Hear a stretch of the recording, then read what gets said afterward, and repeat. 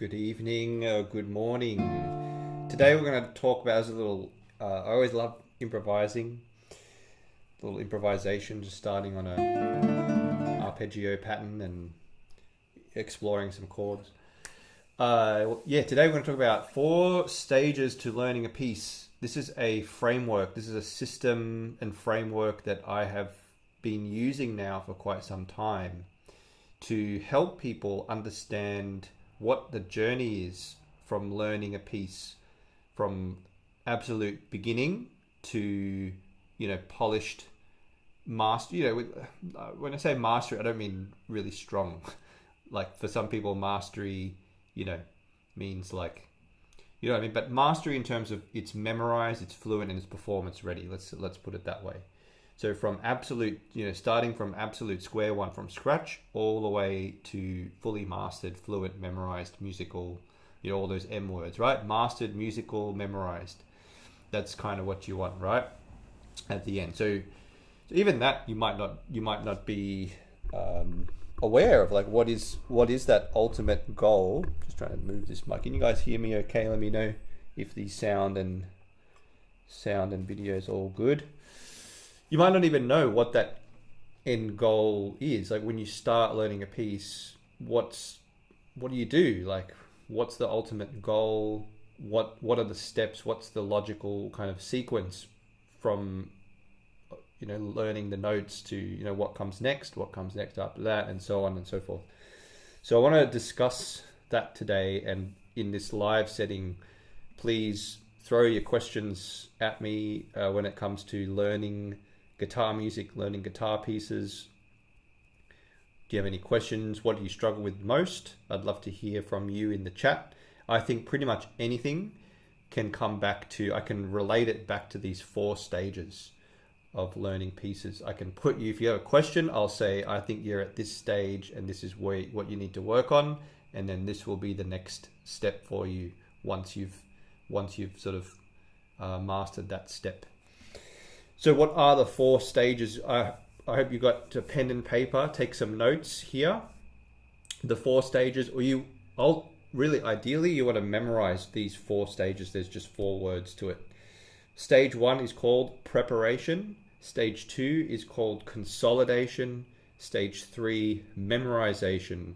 Stage 4, performance. Okay, so stage 1, preparation.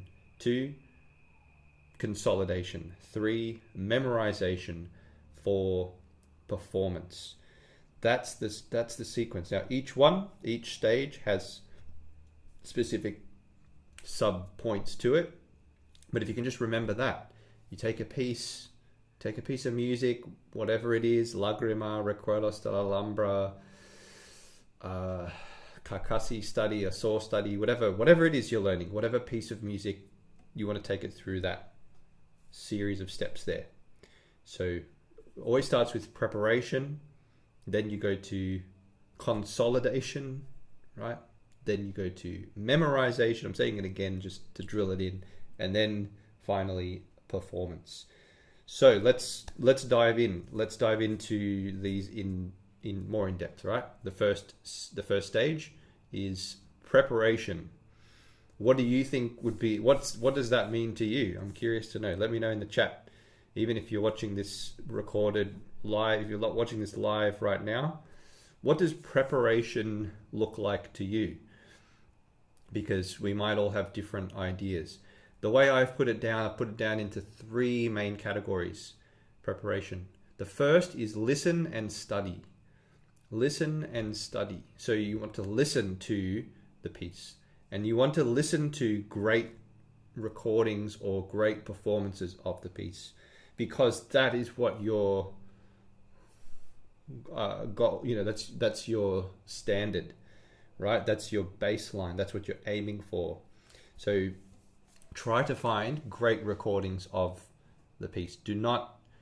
Try not to listen too much to a average amateur, someone's just on their bed, like playing, like maybe it's good playing, but ideally like professional recording, professional guitarist or professional musician, really good, high quality.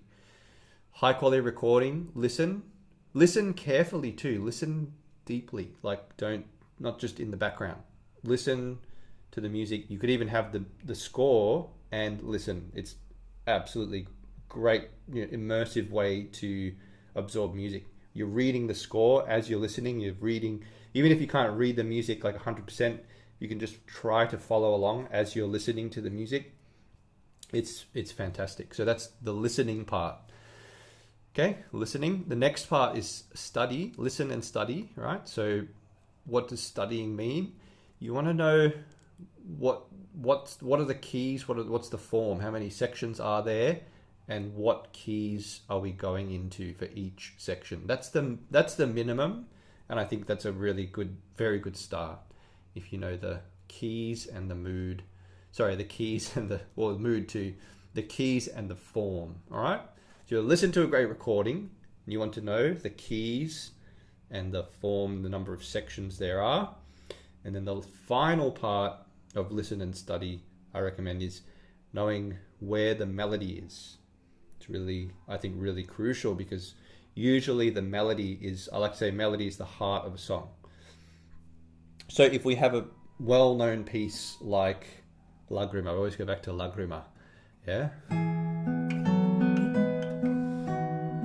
Where's the melody, right? At the start it's fairly obvious, and you can think, how many sections are there? What key are we in? And if you've been following the Carcassi studies and the analysis, we've been talking about that kind of thing a lot. So we have an A section, it's in the key of E major, the melody's on the top. But in this part here, the melody's a little bit more hard to grasp exactly where it is.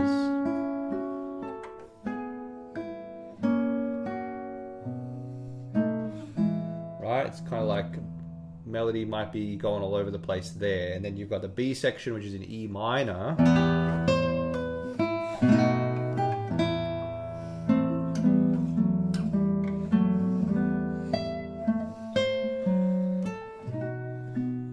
The reason why we want to know where the melody is, because that's the thing we want to project and make the clearest. Okay, so listen and study. There we go. That's the first part of our first stage, right? Listen and study, the first part of preparation. Listen to a great recording, study the form and the keys, understand where the melody is. That's you already at a very great advantage if you do those three things for the next, for the rest of it. For the rest of the process, you're already at a great advantage. So yeah, pop. If you've got any questions or comments or thoughts about this, just pop them in the chat. Okay, we're talking about 4 stages. We're just at preparation, just getting started here. Preparation, the first part of preparation. Listen and study. The next part is positions and fingerings. So now that we've studied the music and we've got an understanding of it, we've listened to a great recording. Now we want to map it onto the guitar with positions and fingerings. That means you know what position you're in at all times. And I say that without exaggeration. Many guitar players that I've worked with know very few of the positions that they're playing in. If I take Lagrima again as an example, position is governed by, determined by where your first finger is, the fret that your first finger is on. So in Lagrima, we're starting in the 2nd position because the first finger is at the 2nd fret. Then we're going to probably the 3rd position, I would say, and then probably the 4th position here, or the 5th position, I should say, because my first finger's at the 5th fret. Sorry. So even I need to know. Like, you just need to make a decision. Sometimes it's actually a bit ambiguous due to the way the fingers are stretching out or they're compressed in. It's not always super obvious. Is it the 4th position or is it the 5th position?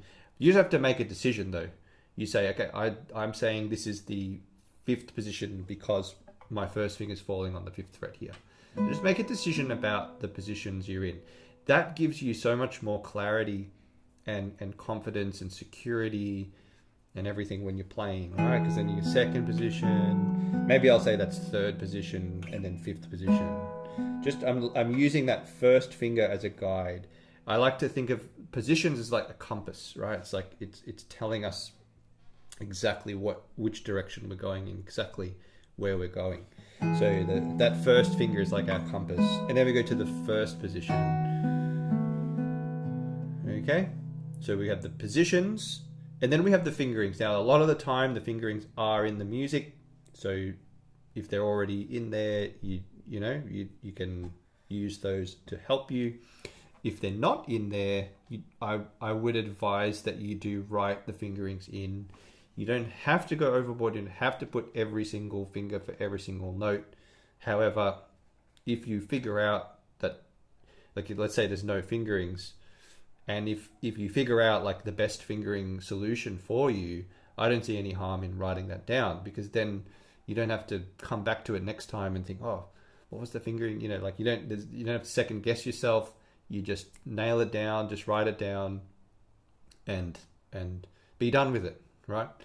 And figure it out. So like we got 1 and 4. Now, an interesting thing, if you study some of the different versions of Lagrima, a lot of people, we play it now, myself included, we slide 4 up like this and down, so the 4th finger is just sliding the whole way. But if you look at Tadaga's manuscript, he's got, I think it's 1 and 3. Oh no, I think it's 1 and 4. What is it? It's some strange fingering, right? Something that's unexpected. I think it's 1 and 3, 2 and 4.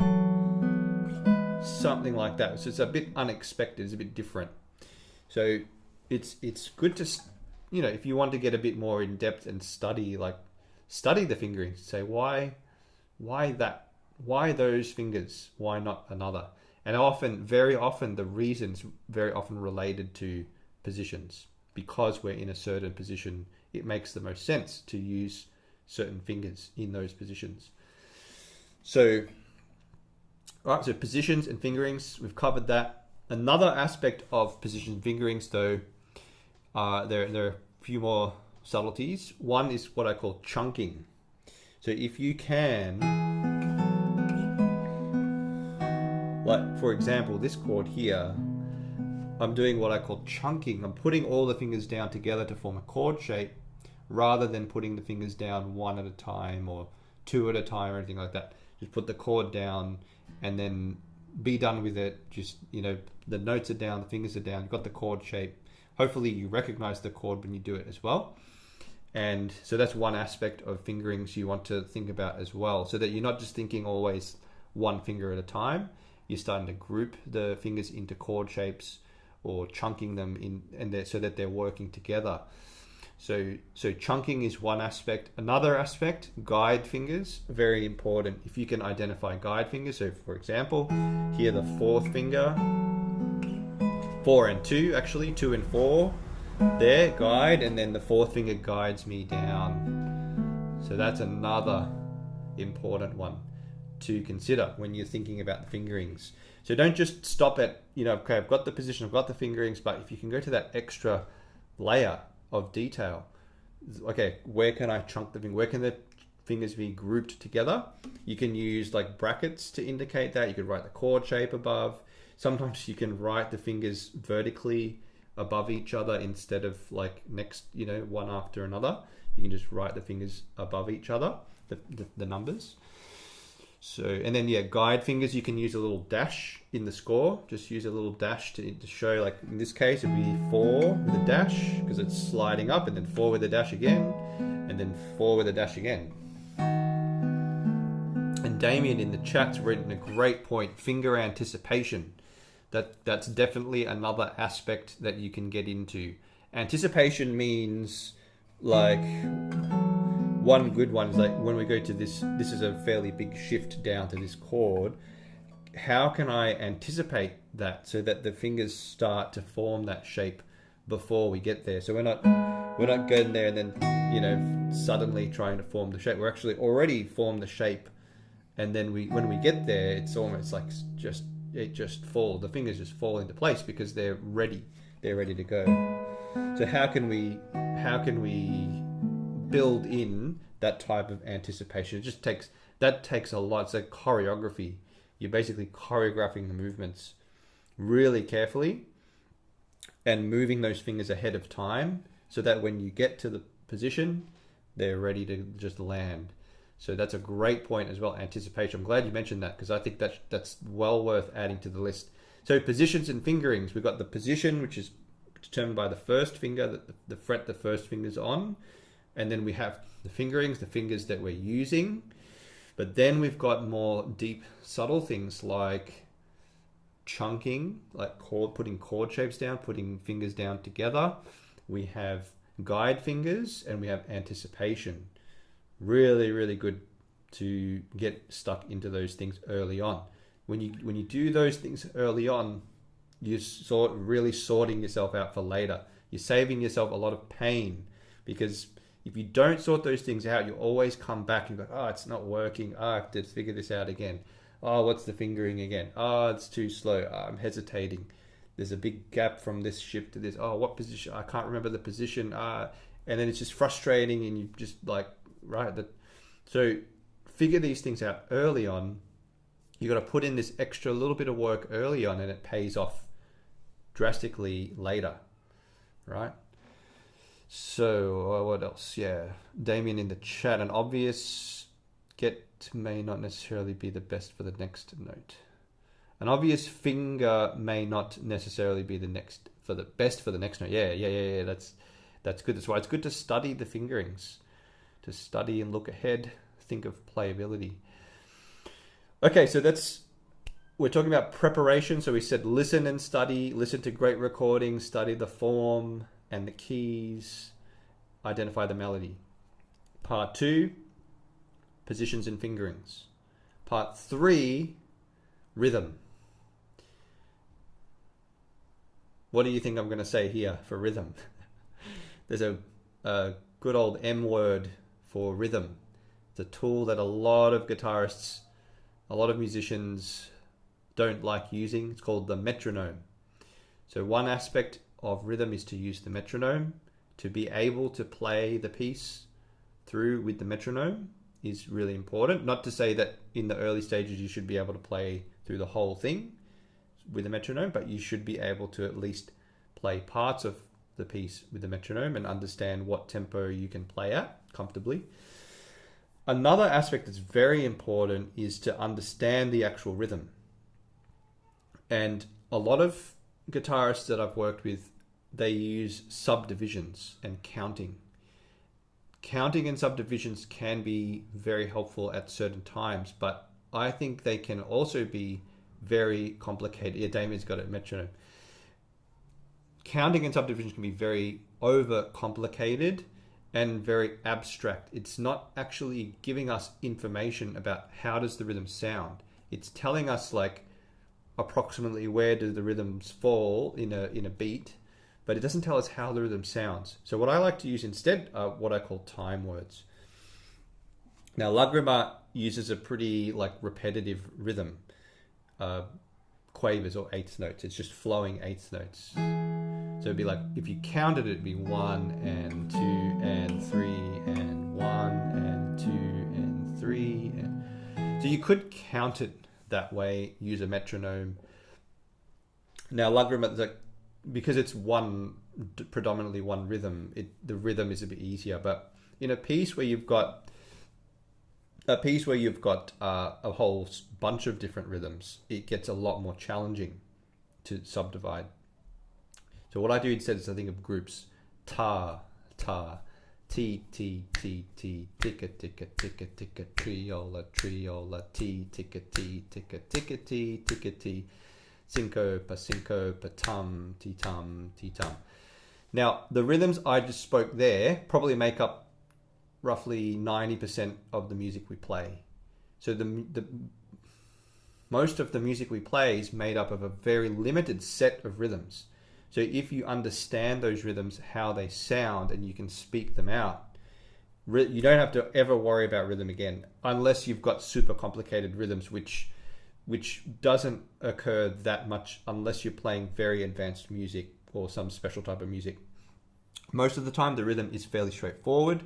It uses about, at most, there's probably a dozen rhythms that occur in most of Western music, I would say. And if you know those rhythms, you just see it and you're like, that's a ta, ti, ti, ticka, ticka, ticka, ticka, ti, ticka, ti, ticka, triola, right? You're just saying, okay, that this rhythm sounds like this. I know it. I know how it sounds.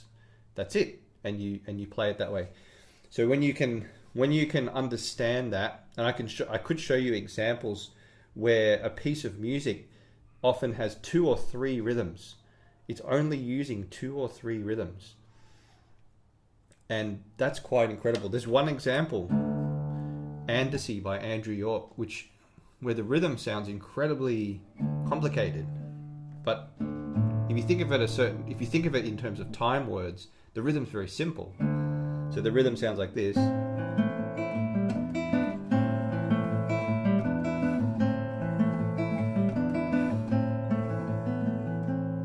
Right at the start.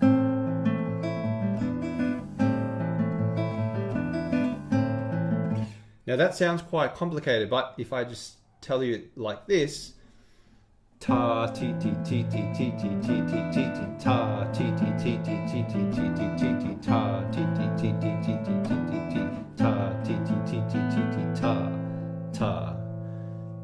That suddenly that becomes very straightforward, and I'm able to speak it out. Speaking it is great because it internalizes the rhythm.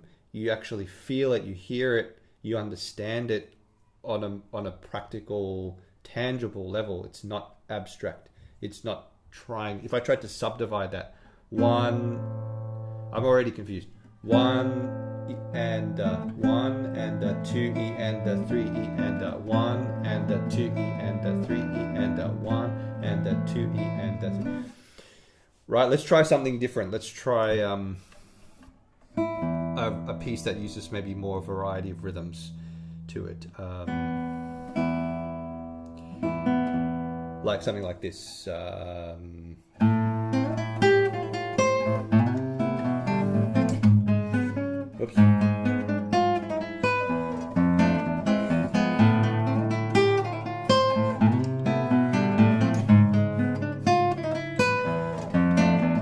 Good old Piazzolla, right? So how would I speak those rhythms out? T, T, T, T, T, T, T, T, T, ta, ti, ti, ti, ti, ti, ti. And once again, you're seeing it's mostly like just a couple of rhythms. That's what you typically find when you start studying rhythms this way. So I encourage you to think about time words rather than subdividing. So, and it's funny because we actually I remember learning this in primary school, this concept ta, ti, ti, we'd clap the rhythms like that. And it's still, like, to this day, it's been extremely helpful. It's helped people just almost immediately. They can play rhythmically once they can speak the rhythm. It's like it's a miracle. Like they've got it. I don't have to try, because it can get very philosophical. You know, when you try to describe rhythm and subdividing, like there's this many beats and this is worth this many, and it's just like it's too intellectual. Rhythm is not intellectual. There are some examples where rhythm is intellectual when in some, like, you know, certain styles of music, but generally rhythm is just about feel. And so speaking the rhythm, you get the feel of it, and that's where the understanding of the rhythm happens. And then subdividing, you can also do it as an extra study too. It's not to say don't ever subdivide. Subdividing definitely has its place too, and you can use that also. But I strongly encourage you to think about time words. So for rhythm, time words and the metronome, and that's it. If you can speak the rhythm with your time words, you can play bits of the piece with the metronome, you are set. So you've got our first phase: preparation, listen and study, positions excuse me, positions and fingerings, and rhythm. Those are the 3 parts. Okay, that's phase 1. Some pieces, this could happen quite quickly. For some people, you could get through these phases quite quickly. There's no sort of time restriction. As long as once you've mastered them, once you've listened and studied, you understand the melody, you're done. There doesn't need to be a time. You could do it in a day. You could do it in an hour. You could do it in 10 minutes, right? If it's a short piece, you listen to it a couple minutes, You quickly look at the piece and you say, okay, I see 2 sections, this key, done. Here's the melody, done. Then you say, okay, positions and fingerings, this will probably be one of the more time-consuming parts. All right, positions and fingerings, maybe it's already in the score. If not, you got to write it into the score. But if it's a short piece, that might take 10, 15 minutes. Then the final part, rhythm, you want to understand the time words. Usually the time words are very repetitive. So it should take not that long, probably again, maybe 5, 10 minutes, depending on how difficult the rhythm is. And then using the metronome, that might be the more time consuming one, because that's very much a skill. Like using the metronome is very much a skill. All the other things, they're not so much skill based. It's just more of just getting through the process. But yeah, playing with the metronome, that might be one of the more time consuming things. But if you're already experienced with playing with the metronome, it won't be so time consuming, because you already know how to play with the metronome. The skill of playing with the metronome is already done. So that's why it's important to use the metronome consistently. I think all of these things you want to aim to do consistently. Listen deeply. So important. Don't just listen one time. Make listening an ongoing habit. Make analysis, general analysis, an ongoing habit. Just how many sections? What are the keys? Make understanding the melody an ongoing habit. Make positions and fingerings an ongoing habit. Because once these things are ongoing habits, it's immediate. It's you put a piece of music in front of you, just bang. It's like, yep, I know the form. I know the keys. I know the melody. I got the fingerings and positions. I've got it. The guide fingers, the chunking. I know the chords, right? These things, the more it's ongoing, the faster this process becomes. And rhythm, same thing. So you want to use the time words on an ongoing basis, and you want to use the metronome on an ongoing basis. And if you do that, it just becomes second nature. So that's the preparation phase. Right, 1 of 4. And I'm trying to get through it quick. I'm trying to speed through it, and it's like taking long. I'm going to have a little pause here. What do you guys got? Got any questions? Any comments? Any thoughts? Does this sound obvious? Is this something you already do, or does it take you by surprise? I'd love to know in the chat. Let me know. While you think, I'm going to do a little improvisation again, like I did at the beginning.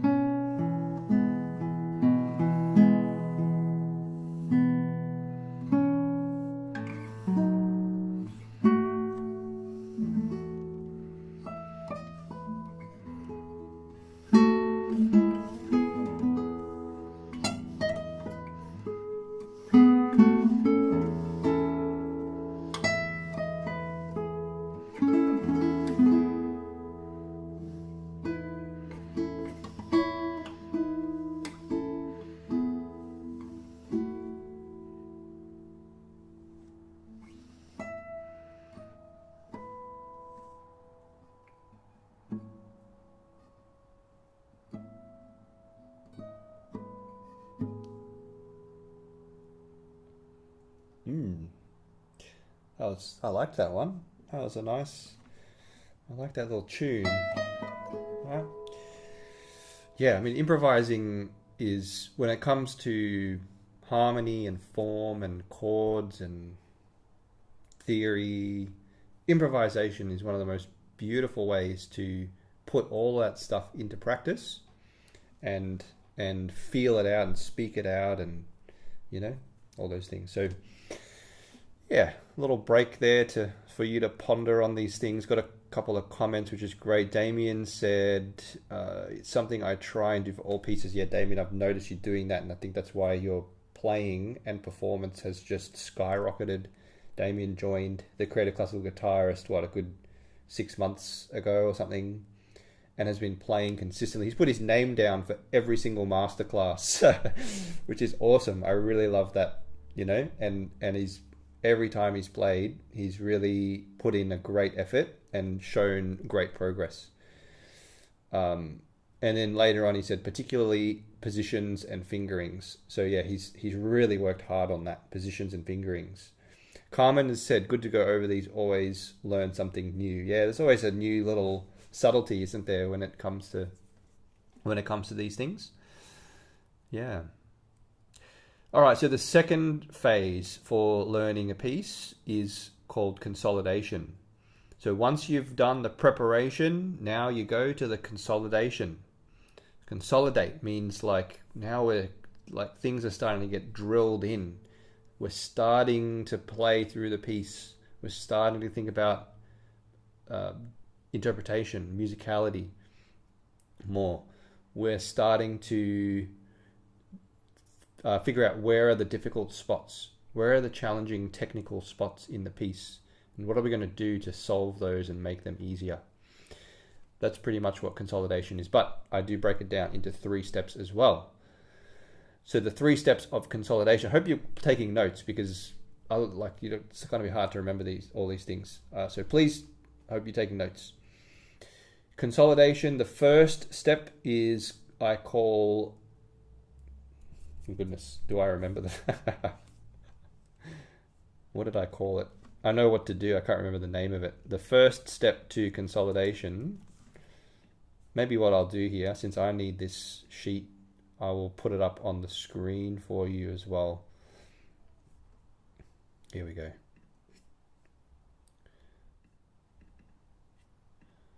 So you can take a look at what I'm talking through here for a moment. Here you go. All right. Practice methods, that's what I call it. Practice methods here. So the first step to consolidation, I call practice methods. So this is where it comes when you've got those difficult spots, or where you need to start playing the piece, not just from start to finish, not just thinking about the piece from start to finish, but going all over the place, starting at the end, looking at the middle, all these different things. So divide and conquer, you're practicing small little bits, especially the challenging spots. So, we've all got our spots that need a little bit of work,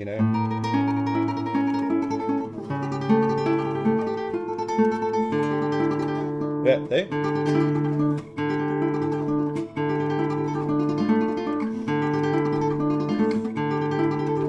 That's divide and conquer. I'm taking that little spot, dividing it up, and I'm trying to conquer it, which means a certain level of fluency and mastery and clarity and all that kind of thing, security. Practice at the seams, practicing transitions, mix and match, just mixing it up and starting in different places all the time. Slow practice, separate parts, that's a really good one.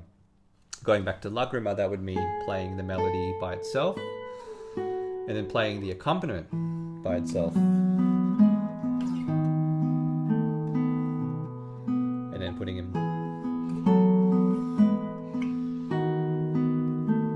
back together again. So those are the practice methods there. You can use more than that, but that's what I've got listed. Next one, interpretation. Interpretation, dynamics. Now, this is a big one. Sometimes that's written in the music. Very often it's not. So the best thing you can do really is decide on what dynamics you want to use and write it in the music if it's not already written down. So what dynamics do you want to use? I can do a whole hour at least just talking about dynamics. There's a lot you can break down with that. Tone color, what sort of tone color changes do you want to use? You know, in Lagrima, you might want to go like,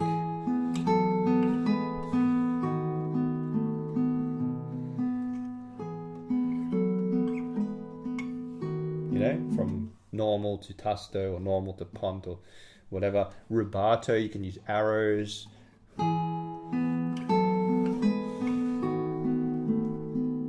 So you can start slow, speed it up, slow it down again. You can review the form and the structure and the keys, because that often informs our interpretation. And then you can taste test. This is a really important one. Taste test means you try out different things and see what your taste likes better.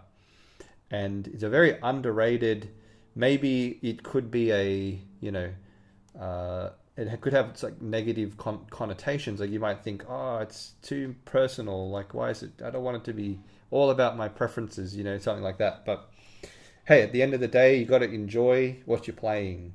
You got to enjoy the sound, and you got to agree with it. You don't want to do things that you don't gel with, that you don't agree with. So the taste testing is a way to sort of filter out different options and say, I've tried it this way, it's okay. You know, such and such person plays it that way. I like, it's okay, but I tried it this way and it just gels with me. I like that better. Then you can start running through the piece in this consolidation phase. So that could include a recording. Just pop your phone out. It's so easy. No excuses to not record yourself now. Everyone. Anyone with a phone, you can just voice memo. It's so simple to record ourselves. Listen back. The quality doesn't need to be studio quality. You just need to be clear enough. Now, a little tip about the phones, right, is that the microphones are often here at the bottom.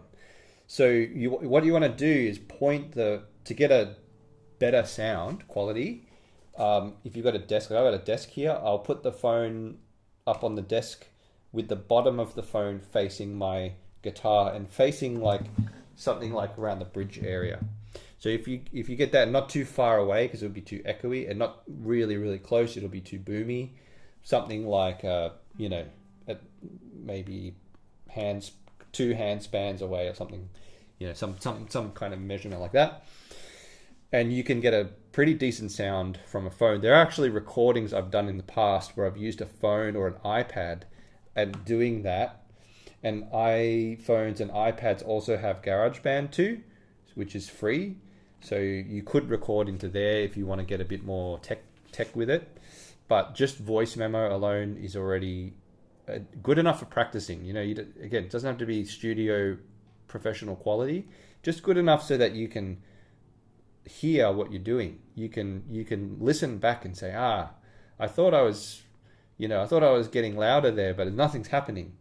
Or I thought I was getting softer there, but it's not really. I could go even more softer. Or you might hear inconsistencies in the rhythm, or you're getting incredible feedback when you listen to yourself playing. And we have this technology at our fingertips, so I would just strongly encourage you to take advantage of the technology, and identify weak spots as well. So go back to the screen here. Yeah. Video, or you can also do a video too. Also, you know, it's a little bit more complicated than an audio recording, but come on, we've all taken videos now, right? We all, you know what I mean? Like, and again, it doesn't have to be super high quality. It's just, you just want to be able to see yourself clearly, because it's just for your benefit and practice. You just want to see yourself so that you catch any bad habits. Like you know, like you might be playing like this and it feels normal, and then you see in the video, it's like, oh, my wrist is bent and my fingers are just so out of whack, but it doesn't feel that bad. You know, it feels fairly normal. And even when you look at it, like from here, you can't really see your wrist right from here. Same with the right hand. You can't really see this part of your wrist. Hear that? Like if I'm playing right from here, I'm sitting. If I'm if I'm just watching my right hand and it's doing that, I can't really see that from where I'm sitting. But when I look there on the camera, it's immediate. It's almost a right angle, and that's too much. That's just too much of a bend. You know, we want to try and reduce that bend, try to straighten that out as much as possible. Get a nice relaxed thing. You might see all sorts of habits, like, you know, shoulder elevated, lifted shoulders. Your neck might be craning forward. You might be slouching a lot, and, you know, sitting like that. Like, all these things, the video captures that immediately. You see that, and in moments you're like, I gotta fix that. It's just like when you have a teacher and they tell you those things, right? Like, oh, your wrist is a bit bent. You know, can you straighten your wrist a bit more? Sit in a more natural position. Relax the shoulders. So you can be your own teacher.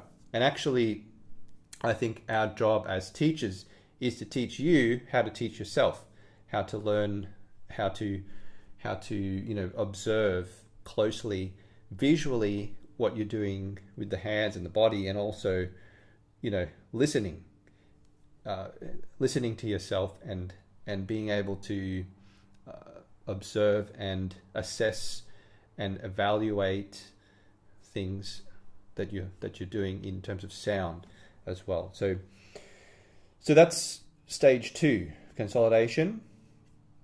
Move through that one a bit faster, which is good. So stage 1, listen, and can you see that? Okay, hopefully. Stage 1, listen and study, form and structure, phrase structure, form and keys, harmony. You can sing and play the melody. Fingerings and position, chunking, guide fingers. We talked about anticipation as well. You can add things to the list if you want. Rhythm groups, or time words. That's what that means. Time words, TET, ticka ticka, that kind of thing. You can do subdividing and definitely use the metronome. And then we talked about stage 2, consolidation. So the next stage, once we've done our preparation and our consolidation, the next stage is memorization. Very, very important point. I think one of the most fulfilling things that we can do when we're learning an instrument is just pick up the instrument and play through a few pieces by memory. It's a very satisfying, very fulfilling, very rewarding, very enjoyable process, especially when things are well memorized and you don't have to, you know, struggle too much to play something by memory. It's a very nice feeling. If you've never experienced it before, I encourage you very much to try and pick a piece, and, you know, just one piece, and just take it through these phases and aim to have it memorized. Aim to have it to the point where you can play it by memory with pretty little, you know, issues. So some things that can help with memorization. I will say, if you've done all of these, if you've done everything so far on the list, I think the memory will be much easier, because you've studied the music, you've listened to it, you know where the melody is, you know the positions and fingerings well, you know the rhythms well, you've divided and conquered it. So memorization can already start here. You've practiced transitions, you've practiced at different places, you've done it slow, you've separated the melody and the accompaniment, you've thought about the interpretation, you've taste tested it, you've reviewed the form and the structure, you've run through it, recorded yourself, audio and video, and you've identified the weak spots when you've recorded yourself. I think you've probably, this stage will happen pretty quick if you've done everything prior, I reckon. So stage 3, visualization, is one thing that can help with memorization. So this can be, you sit and you just play through the piece in your mind, right? You could do this when you're going on a walk, when you're waiting for the bus or on the train, or, you know, when you're doing the dishes, or when you, right? It doesn't have to be like you're sitting in a quiet, dark room, visualize, you know, like you can, you know what I mean? Like it can be a little bit more passive. But if you can do a bit, some people recommend doing it before you go to sleep. I can't do that. When I'm about to go to sleep, I'm out like a light. I'm just out, you know, just like that would probably keep me awake. But some people recommend that before you go to sleep. That's a good time because it's quiet and You can close your eyes and you can visualize. So you see, when we say visualize, you see the fretboard in your mind, you see your fingers traveling around the fretboard playing the piece, and you hear the piece. Preferably, ideally, you're hearing the piece in tune, in the right key. You don't want to hear lagrima like, in the wrong key. You want in the right. You want to hear it in the right key, yeah. Preferably, ideally. Left hand only. This is a great one. Left hand only. This is the greatest test for your muscle memory. So you mute the strings and you just play through. There's lagrima, left hand only. Very, very good test because you're taking sound away. So you have to really know the positions and fingerings. Your muscle memory's got to be really solid. So to play lagrima, why don't we do this as a little challenge? Because I've been talking a lot. Let's have some silence. I'm going to play just the 2 sections of lagrima, left hand only, no sound. I'm going to cut the sound. I'm just going to play it through. Now, what I want you to do is, as I'm playing it through, try to hear the music as I'm playing it. Hopefully you know the piece already. Okay, so here we go. So I'll just give you the starting, that's the starting pitch there, okay? So here we go.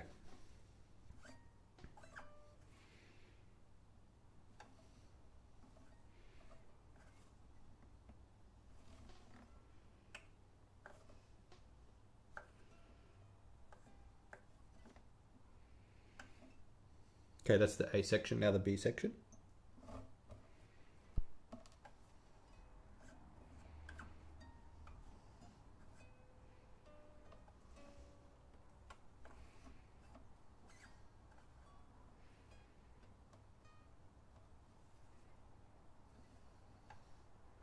Okay, so I don't know if you're able to follow along and hear the music as I was playing through it left-handed, but that's what I would challenge you, encourage you to try that when you're memorizing something, when you're at this point. Play through the whole piece just with your left hand only and hear the music. You can play with plays with eyes closed. Play with eyes closed. That's a great one to, because you're taking that visual information out, so that you can try that, and that's a really good test of let me try another challenge. Let me try and play lagrima with my eyes closed. Okay, so eyes are closed, so what I'm doing in my mind,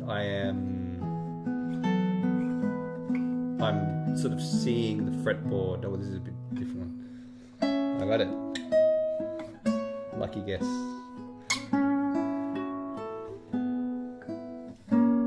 Really have to navigate the fretboard, but in your mind, right? And then we go to the B section. I'm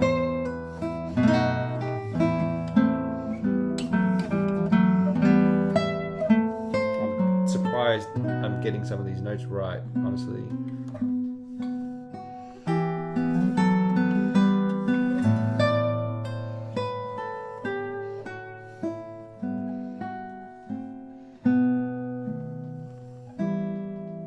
Alright, there we go. So I managed to do that now. I've been playing that piece a long time, so if I tried a more difficult piece that I haven't been playing for so long, that might not go down so well, But there we go. Another thing you can do for your memory is copy out the score. Copy out the score. So you have the score, you got manuscript, and I would recommend doing this by hand, by the way. Or you could do it on MuseScore or Sibelius or something as well, but copy out the score one note at a time. Absolutely phenomenal exercise, because you're thinking about every note as you're writing it down. Oh, that's a G sharp and an E. A G sharp, above the top line of the stave, and then an E on the bottom line of the stave. How do the beams go? How do the stems go? What's the melody? Oh, and then the next note's a B in the middle of the staff there. What does that connect to? Is that beamed to the bottom note? Is that the accompaniment? Right? So you start to question everything when you do that. Why did he choose these notes? What's this chord? What's this rhythm? You pick up on so many things. This is how composers, Bach did this. You know, how many composers learned. They learned music. They learned a lot about music by copying it out. You know, this is how we learn language, right? When we're first learning English, we're tracing above, or we're copying something, right? It's just, yeah, great skill. As an extra challenge, you can try to write the piece out by memory. So you've got a blank manuscript, no piece, no other score, just your blank sheet of paper, and you just write the music out by memory. That's an extreme test of your memory, but very good. And then another one, start in random spots by memory.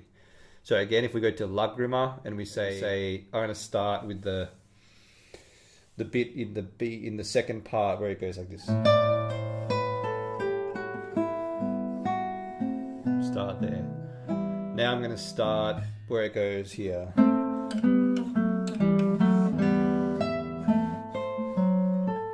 Now I'm going to start where it goes.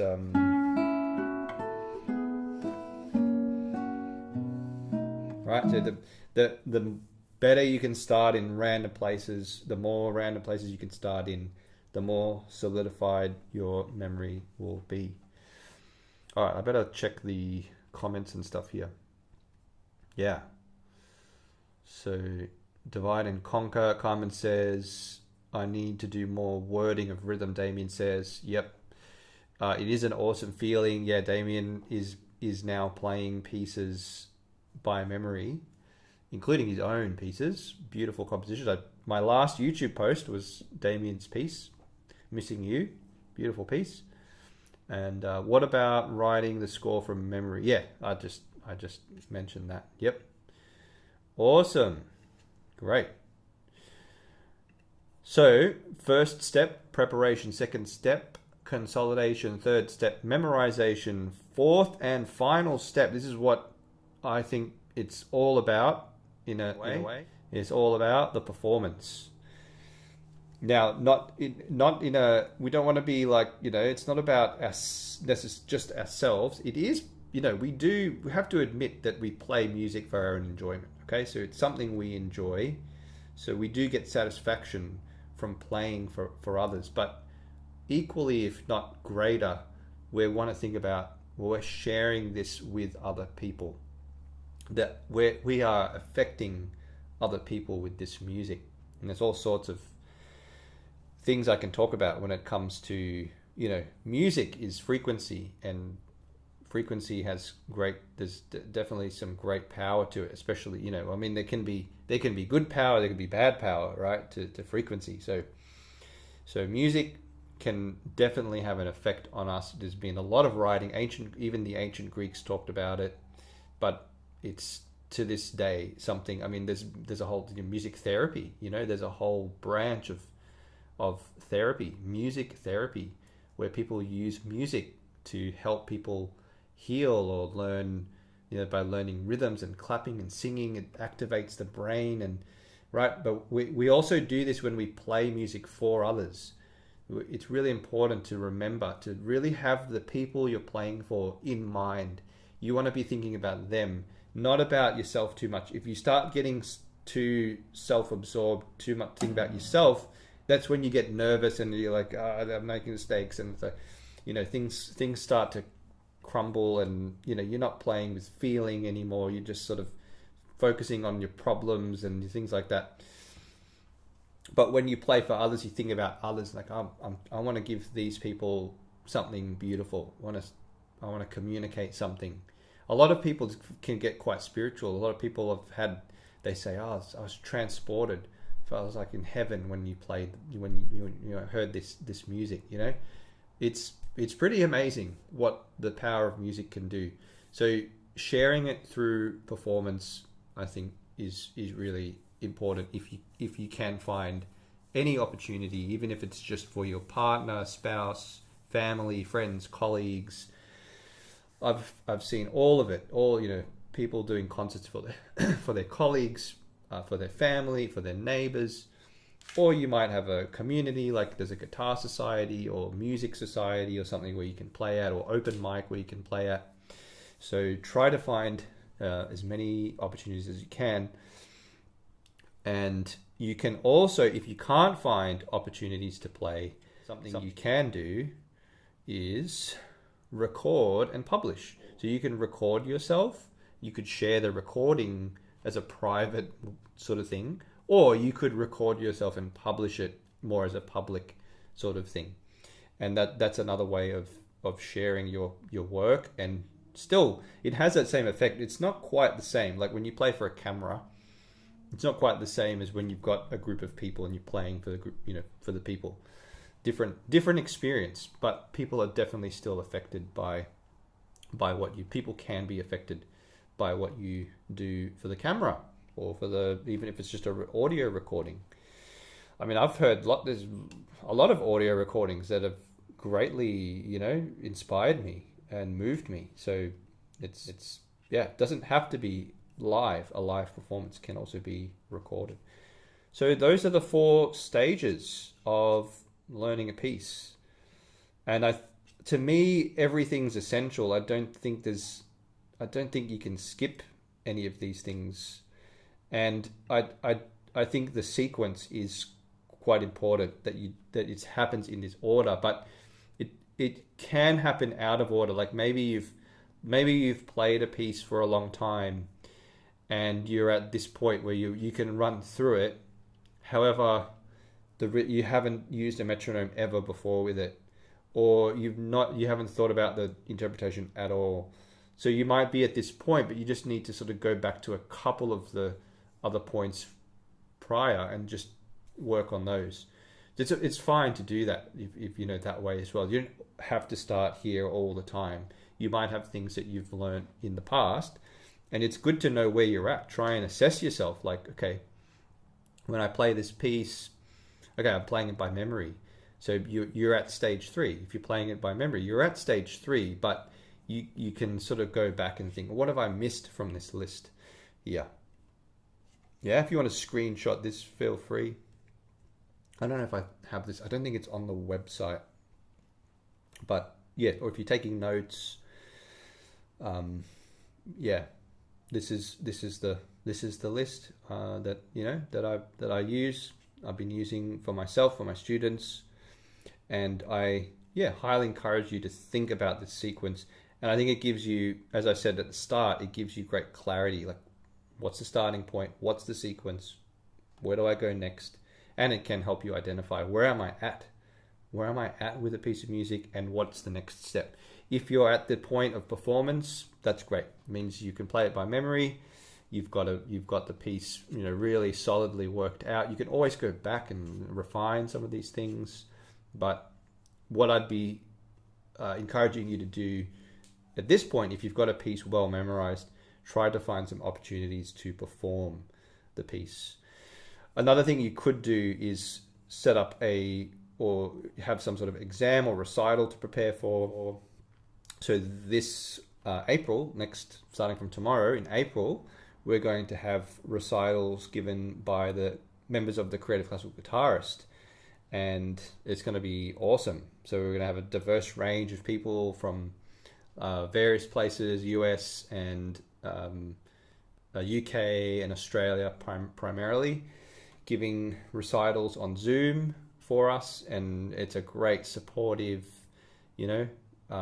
really wonderful space to play in. You're in the comfort of your own home, and so it's awesome. So if you can find any sort of community like that, you're welcome to join us on the Creative Classical Guitarist, and check out the recitals that are going on. Prepare for your own recital, and just learn, get deeper into all of these topics, right? Because this is I've just been speaking for 1 hour about these. Now it's an overview, but you can really get a lot more in detail about theory. Do I understand music, phrase structure, melody, and accompaniment, harmony, all those things. Fingerings, we often talk about anticipation, optimizing the fingerings, we often talk about rhythm, using the metronome, using the time words. So these things we keep coming back to, and that's that. And knowing what is the priority for you can be difficult by yourself. But if you've got a community, if you've got a teacher or some sort of guidance to help say, okay, this is where you're at, or okay, I'm using them. For example, we have Metronome Monday each Monday, and I often ask people to submit a quick recording. And we had a couple of recordings submitted today, and yesterday, I guess Monday, and they did very well. They played very well with the metronome, but I could tell that they were rushing a little bit still, just still a little bit of rushing. It was like wasn't that started off really well, and then as it progressed, they started to play faster and weren't exactly in line with the metronome. So I just said, great job, but just make sure you're not rushing and you're on the metronome the whole way through. It's a skill. It is a real skill. It takes time to develop. But to hear people playing with a metronome like most of the time, most of the way through is very accurate, it's very encouraging. It's very encouraging to hear that. So it can encourage you, and it encourages me to see that people are doing it. Because I know that there's so much fruit that comes from that. So there's so much fruit that comes from following a sequence as well. So you've covered all the bases. If you get to the end of it and you're still not playing, things are still crumbling and falling apart, then we've got to ask, well, maybe this piece is too difficult. We've got to step back the grade of the piece. That's all I'd say. If you go through these stages and you're at the right level, I highly doubt things will crumble anymore. It will be fluent, beautiful, musical, memorized. Yeah.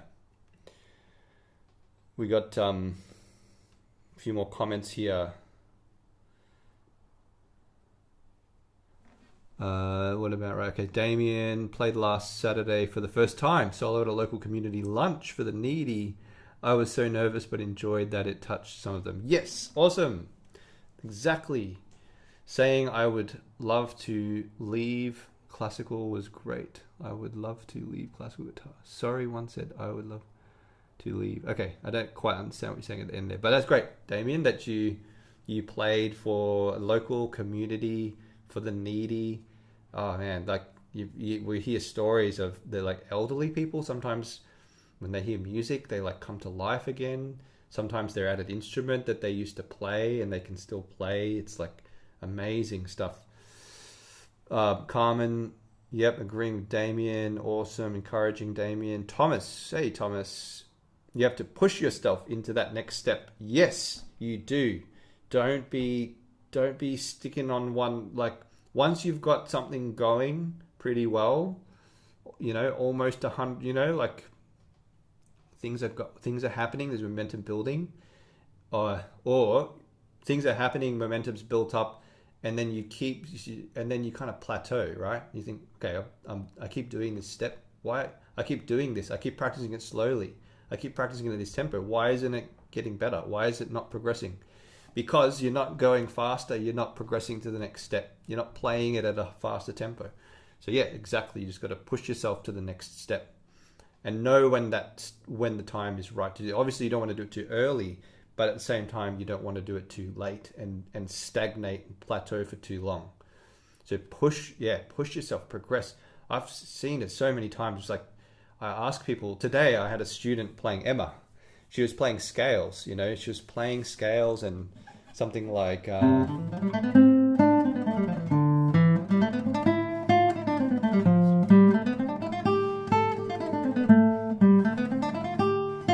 Something like that, right? And I just thought, that's good, but I feel like you got way more in the tank there, way more speed that we could get into.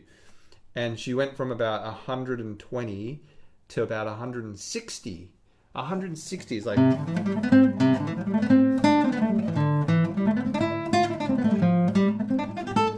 and just about instantly.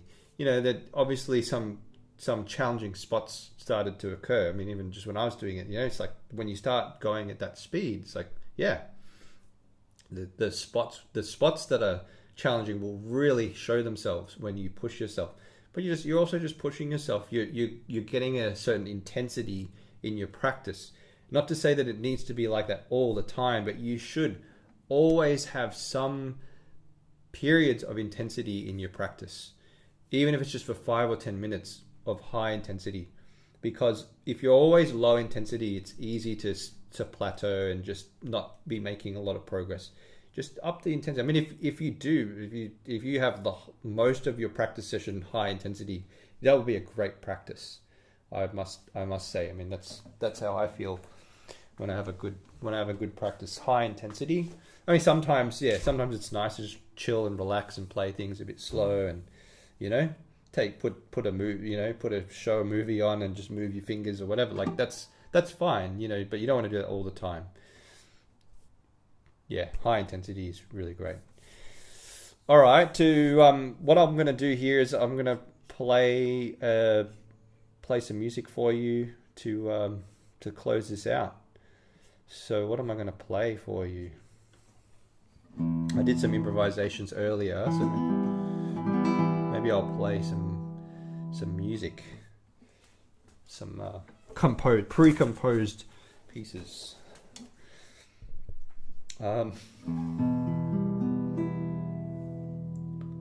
Let's see how we go. I might play a few of my own pieces for you. I'm going to start it. I'm going to ease into things a little bit. I'm going to play a nocturne that I composed a couple of years ago, or maybe a year ago. Nocturne. Here you go.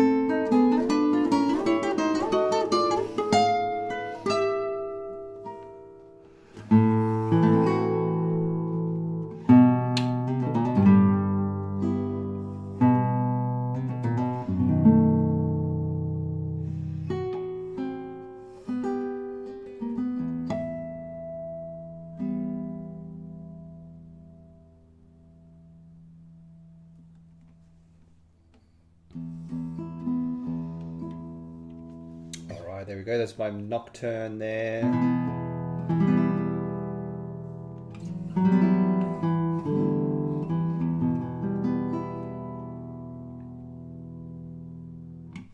Next, I will play a piece called Refraction. This is trying to describe the effect of light hitting a prism and the light splitting and doing all sorts of interesting dances and things like that. So, there's Refraction.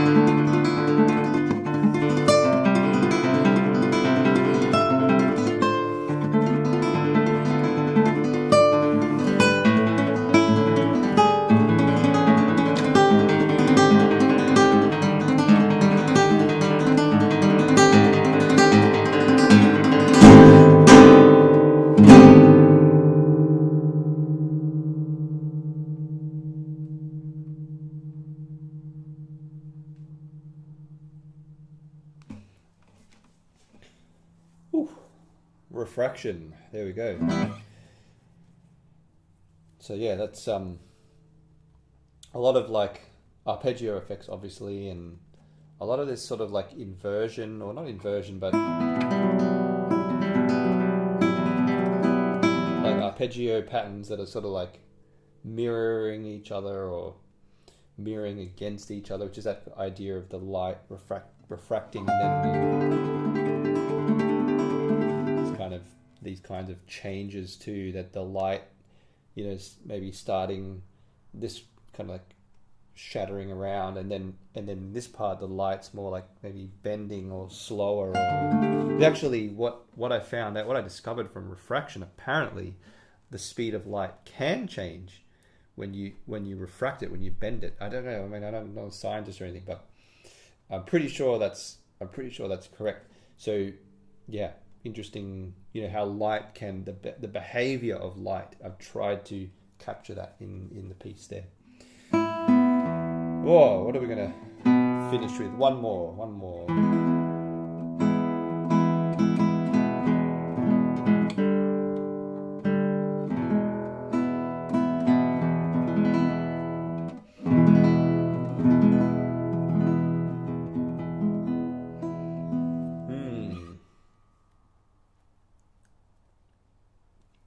You know, one of the things when you've been playing for a while and you've memorized a lot of different pieces, one of the challenging things can be remembering what you remember. You know, like sometimes I need to see a list to actually remember what are the pieces that I remember to play, and seeing the name of a piece will kind of trigger, like, oh yeah, I remember that one.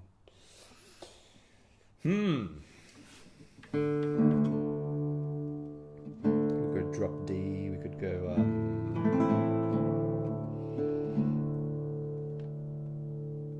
all right, I'll do this one.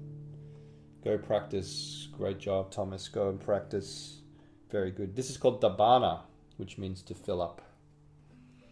And it was written for an Aboriginal art exhibition, which featured that guitar over there and the artist Iluka, who had some beautiful displays of his artwork. And I wrote this piece to play on that guitar to premiere, to debut at the exhibition.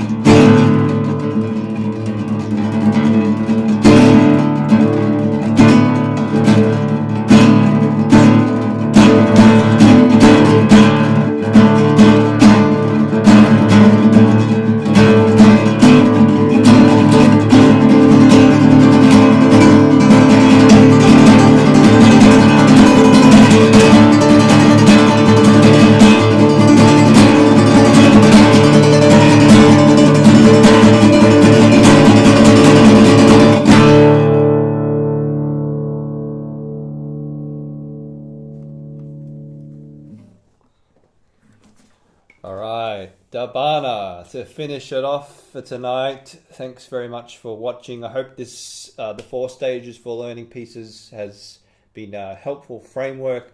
Don't forget preparation, consolidation, memorization, performance. That's what it's all about. So and from every performance you learn something new about yourself, about you as a performer, player, and about the music that you're playing as well. So really enjoyed that. Thanks very much for watching. If you'd like some free resources, there are some things in the video description you can get, and you can also join us anytime on the Creative Classical Guitarist to learn more about performing and harmony, understanding music, composing, improvising, arranging, and all those fun types of things. So thanks very much, and I'll see you next time.